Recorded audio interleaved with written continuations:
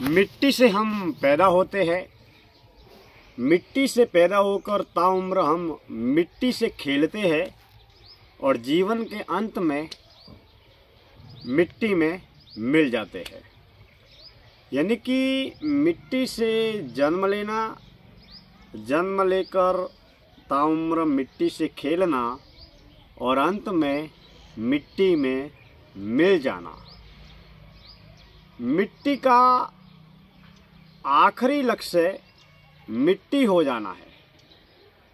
अब देह है वह एक जीवित मिट्टी है जो पंच तत्वों से बनी है और पंच ज्ञान इंद्रियों से और पंच कर्म इंद्रियों से संचालित होती है।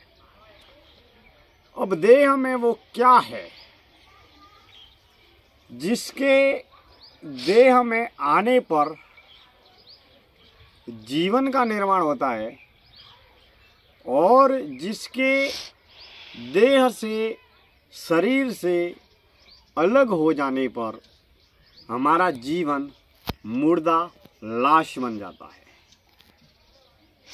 जब तक देह में वह अदृश्य रूप से प्रवाहित होने वाली चेतना शक्ति है, प्राण ऊर्जा है, तब तक व्यक्ति विशेष वस्तु, धन, साधन, पदार्थ से जुड़े हुए तमाम तरीके के संपर्क, संबंध और व्यवहार से जुड़ा हुआ पारिवारिक, सामाजिक, सांसारिक, व्यावसायिक जीवन हम जीते रहते हैं। और जैसे ही देह से प्राण अलग हो जाते हैं तो यह चलने फिरने, घूमने, बोलने वाला शरीर मात्र मुर्दा, लाश बनकर रह जाता है। इसके बाद में इसी खूबसूरत शरीर को घर के लोग, परिवार के लोग, समाज के लोग, संसार के लोग तमाम तरीके की अलग अलग समाज, धर्म की जो दाह संस्कार की या अंतिम संस्कार की जो गतिविधियां है उसके अनुसार क्रियाक्रम का निर्वहन करके शमशान में जला देते हैं और यह शरीर जो पंच तत्वों से बना है वह पंच तत्वों में मिल जाता है। अब ऐसी इस देह में कौन सी वो शक्ति है जिसकी वजह से जब जन्म होता है तो जन्म के वक्त हमारे शरीर का निर्माण प्रारंभ हो जाता है। शरीर के साथ साथ में हमारा मन और हमारे मन के विचारों के निर्माण की प्रक्रिया प्रारंभ हो जाती है और ठीक उसी तरीके से हमारी शून्य रूपी चेतना, अदृश्य रूपी प्राण ऊर्जा भी इस देह में सतत, नियमित, निरंतर प्रवाहित होती रहती है। लेकिन जब भी कोई भी व्यक्ति मरणासन्न की आखिरी अवस्था में होता है या जीता है, मौत जीवन का आखिरी अकाट्य सत्य है और मौत ही जीवन की वो महान आखिरी घटना है जो कब भी, कहीं भी, किसी भी रूप में, किसी भी तरीके से घट सकती है। यह 100% तय नहीं है कि कोई भी व्यक्ति बुढ़ापे में ही मरेगा। एक पल का भी भरोसा नहीं है। कोई व्यक्ति जन्म लेते ही तुरंत मर सकता है, कोई बच्चे के रूप में मर सकता है, कोई जवानी में मर सकता है तो कोई बुढ़ापे में अपनी पूरी उम्र पूरी करके भी मर सकता है।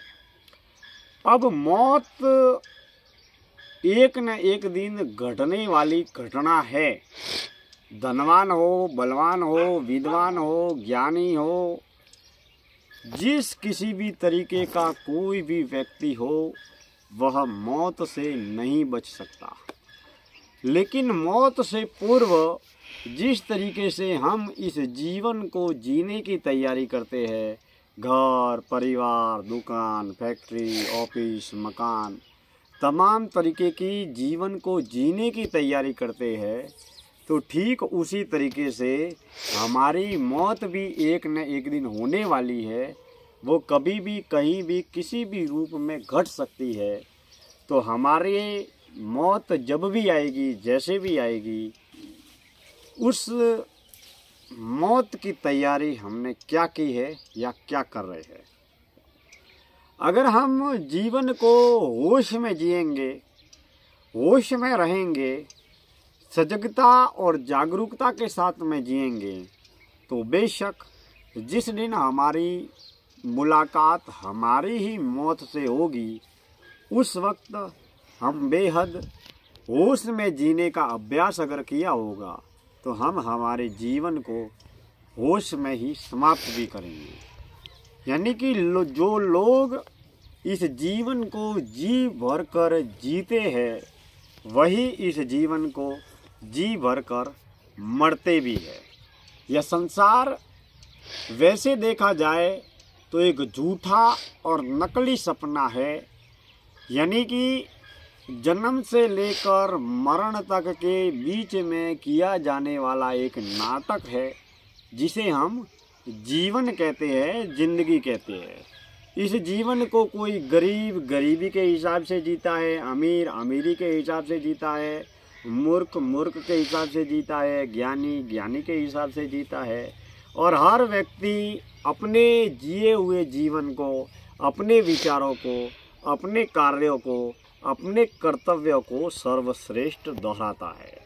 यानी कि जिस तरीके की दृष्टि होती है, वैसी की वैसी बाहरी सृष्टि हमें दिखाई देती है। लेकिन हमारी दृष्टि का निर्माण जो हुआ है, वह बाहरी सृष्टि से हुआ है।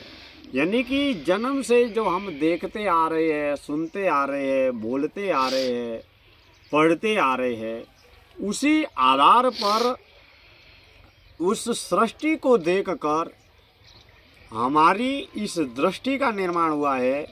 और उसी दृष्टि के आधार पर हम क्रिया करते हैं, प्रतिक्रिया करते हैं, आलोचना करते हैं, समालोचना करते हैं, भलाई करते हैं, बुराई करते हैं, कर्म करते हैं, कर्तव्य करते हैं। तो जीवन एक सीमित समय के लिए मिला है। इस सीमित जीवन में अनंत इच्छाएं, अपेक्षाएं, महत्वाकांक्षाएं है, अनंत तरीके का ब्रह्मांड है, असीमित संसार है। लेकिन इस असीमित दुनिया में हमारा जीवन मात्र 50, 60, 70 साल के लिए है। तो हम यह मान लेवे कि इस जीवन में, इस धरती पर हम रहने के लिए मात्र 50, 60, 70, 80 या 100 साल की अवधि के लिए आए हैं। तो हम इस जीवन को सुख के साथ में, सफलता के साथ में, शांति के साथ में और आत्म संतुष्टि के साथ में जिएंगे, तो हम हमारे जीवन में बेहद सफल भी होंगे, सुखी भी होंगे। क्योंकि आत्मा और परमात्मा को प्राप्त करने से पहले, जीवन को खोजने से पहले, जीवन का सुखी होना, सफल होना, समृद्ध होना, आत्मसंतुष्ट होना बेहद आवश्यक है। और यह तभी संभव है जब हम हमारे जीवन के प्रति समझ पैदा करें। जीवन वो का वो है। बचपन में हमारी जीवन को लेकर, घर को लेकर, परिवार को लेकर अलग तरीके की समझ थी। जवानी में हमारे घर, परिवार, समाज, संसार, व्यापार को लेकर अलग तरीके की समझ है। बुढ़ापे में जब बुढ़ापा आएगा तो फिर हमारी समझ अलग तरीके से विकसित होगी। तो हम समय के रहते जीवन में होश की यात्रा को आगे बढ़ाए, जागरण की यात्रा को आगे बढ़ाए और जीवन को वास्तविक यथार्थ धरातल पर जीना सीखे, ताकि यह जीवन सफल भी हो सके, सार्थक भी हो सके। मित्रों, आज की इस जीवन दर्शन यात्रा में इतनी ही बातें। कल हम किसी और नए विषय को लेकर बातचीत करेंगे। और एक विशेष सूचना आपको दे रहा हूँ कि मेरी लिखी हुई 18वीं पुस्तक राजमंगल प्रकाशन अलीगढ़ द्वारा 2025 में प्रकाशित हो रही है, जिसका नाम है क्या मैं भी मरूंगा। इस पुस्तक में धर्म, ध्यान, दर्शन, सेवा, अध्यात्म से जुड़े हुए तमाम आंतरिक लेख का संग्रह है। इस पुस्तक को आप जरूर पढ़ें और प्राप्त करें। धन्यवाद।